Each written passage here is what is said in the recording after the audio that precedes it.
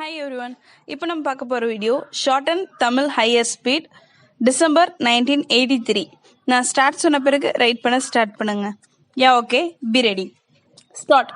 தலைவர் அவர்களே, மக்கள் எல்லோரும் நல்வாழ்வு வாழ வேண்டும் என்று அனைவரும் அடிக்கடி எடுத்து சொல்லி வருகிறோம். அதற்காக மக்களால் தேர்ந்தெடுக்கப்பட்ட ஆட்சிகள் மாநில அளவிலும் சரி மத்திய அளவிலும் சரி நடைபெற்று வருகின்றன என்பதை நாம் அறிவோம். 5 ஆண்டுகளுக்கு ஒருமுறை தேர்தல் நடைபெற்று மாநில சட்டமன்ற உறுப்பினர்களும் நாடாளுமன்ற உறுப்பினர்களும் தேர்ந்தெடுக்கப்படுகிறார்கள். இந்த உறுப்பினர்கள் மக்களுடைய தேவைகளை அறிந்து அவற்றை மன்றங்களில் அவ்வப்போது எடுத்து சொல்லி அரசாங்கத்தின் மூலம் நிறைவேற்ற கடமைப்பட்டிருக்கிறார்கள். இதில் முக்கியமான ஒரு விஷயத்தை உங்களுடைய கவனத்திற்கு கொண்டு வர விரும்புகிறேன். மக்களை பொறுத்தவரையில் அவர்கள் தங்களுக்கு எத்தகைய ஆட்சி தேவை என்பதை அறிந்து அத்தகைய ஆட்சியை ஜனநாயக முறையில் அமைத்து கொள்ள வேண்டிய பெரும் பொறுப்பு உடையவர்களாக இருக்கிறார்கள். இந்த நிலையில் மக்களை கல்வி அறிவுள்ளவர்களாக செய்வது மட்டுமல்லாமல் ஜனநாயக அமைப்பில் மக்களுடைய பொறுப்பு என்ன என்பதை அவர்கள் உணரும்படி செய்ய வேண்டியது அவசியம். மக்கள் ஜாதி மத பேதமின்றி ஒருவருக்கொருவர் ஒற்றுமை மனப்பான்மை உடையவர்களாகவும் நாடு முன்னேற வேண்டும் என்ற நல்ல எண்ணம் உடையவர்களாகவும் இருக்க வேண்டும். அத்தகைய எண்ணத்தை அரசியல் தலைவர்களும் சமய தலைவர்களும் மக்களிடையே ஏற்படுத்த வேண்டும் என்று கேட்டுக்கொள்கிறேன். இவற்றுக்கெல்லாம் அடிப்படையாக நாடு பொருளாதாரத்தில் முன்னேற வேண்டியது அவசியம். பொருளாதார முன்னேற்றம் ஏற்பட வேண்டுமானால் தரிசாக உள்ள நிலங்கள் விவசாயம் செய்வதற்கேற்ற வகையில் மாற்றி அமைக்க வேண்டும். அதற்கு இன்றியமையாதது நீர்ப்பாசன வசதியாகும். நீர்ப்பாசன வசதி செய்ய வேண்டுமானால் ஆறுகளில் குறுக்கே அணைகள் கட்டப்பட வேண்டும். ஏரி குளங்கள் முதலியவற்றை ஆழப்படுத்துவதுடன் கடைகள் பலப்படுத்தப்பட வேண்டும். அப்போதுதான் மழை தண்ணீரை வீணாக்காமல் தேக்கி வைத்து பாசன வசதிகள் செய்து கொடுக்க முடியும்.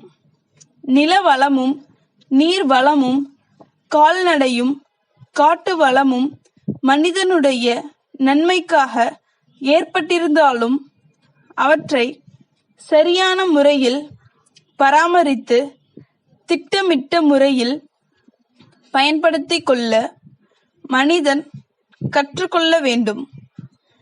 அப்படி இல்லாமல் காடுகளை இஷ்டம் போல் அழித்துவிட்டால் வருங்காலத்தில் மனிதன் கஷ்டப்பட வேண்டியிருக்கும் என்பதை மறந்துவிடக்கூடாது. இயற்கை வளங்களை போற்றி பாதுகாத்து நல்ல முறையில் பயன்படுத்தாத காரணத்தால் பெரு வெள்ளத்தினால் சில பகுதிகளும் கடும் வறட்சியினால் மற்றும் சில பகுதிகளும் பாதிக்கப்பட்டு வருவதை பல சந்தர்ப்பங்களில் பார்த்து வருகிறோம். இயற்கை செல்வம் மனித சமுதாயம் முழுமைக்கும் பயன்பட வேண்டும் என்ற எண்ணம் எப்போதும் இருக்க வேண்டியது அவசியம். அந்த எண்ணம் ஓரளவு இல்லாத காரணத்தால் ஒரு பகுதியில் பெரு வெள்ளத்தினால் சேதமும் மற்றொரு பகுதியில் குடிப்பதற்கூட தண்ணீர் கிடைக்காத அவதியும் இருப்பதை பார்க்கும்போது உண்மையிலேயே நாம் வேதனைப்பட வேண்டியவர்களாக இருக்கிறோம். சென்னை ராஜாஜி சாலையில் உள்ள இந்தியன் வங்கியின் தலைமை மேலாளர், செங்கற்பட்டில் உள்ள காமாட்சி சர்க்கரை தொழிற்சாலையின் நிர்வாக அதிகாரிக்கும் அனுப்பும் கடிதம். அன்புடையீர், தங்கள் தொழிற்சாலையில் சில புதிய இயந்திரங்களை வாங்கி நிறுவுவதன் மூலம் உற்பத்தியை இரட்டிக்க முடியும் என்று தெரிவித்து அதற்காக விரிவான திட்டத்தை எங்களுக்கு அனுப்பி நிதி உதவி கோரியிருந்தீர்கள். அது பற்றி மேலும் சில விளக்கங்களை கோரியிருந்தோம். அவ்விளக்கங்களும் தங்களிடமிருந்து அண்மையில் கிடைக்கப்பெற்றன. தங்களுடைய விண்ணப்பமும் அத்துடன் இணைத்துள்ள ஆவணங்களும் பரிசீலிக்கப்பட்டு தாங்கள் கோரியிருந்த கடன் தொகையாகிய 20 லட்சம் ரூபாய் அனுமதிக்கப்பட்டுள்ளது என்பதை மகிழ்ச்சியுடன் தெரிவித்துக் கொள்கிறோம். மேலும் எங்களுடைய தொழில் அபிவிருத்தி துறை அதிகாரிகளும் தங்கள் தொழிற்சாலையை நேரில் பார்வையிட்டு அவர்களுடைய அறிக்கையை தந்துள்ளார்கள். அந்த அறிக்கையையும் கருத்திற்கொண்டே மேற்படி கடன் தொகையை வழங்க நான் முன்வந்துள்ளோம். இத்துடன் இணைக்கப்பட்டுள்ள ஆவணங்களை பூர்த்தி செய்து எங்களுக்கு திருப்பி அனுப்பினால் கடன் தொகைக்குரிய காசோலையை உங்களுக்கு அனுப்பி வைக்க முடியும். தங்கள் நம்பிக்கையுள்ள ஸ்டாப். என் சேனல் பிடிச்சிருந்தா லைக் பண்ணுங்க, சப்ஸ்கிரைப் பண்ணுங்க அண்ட் ஷேர் பண்ணுங்க. தேங்க்யூ.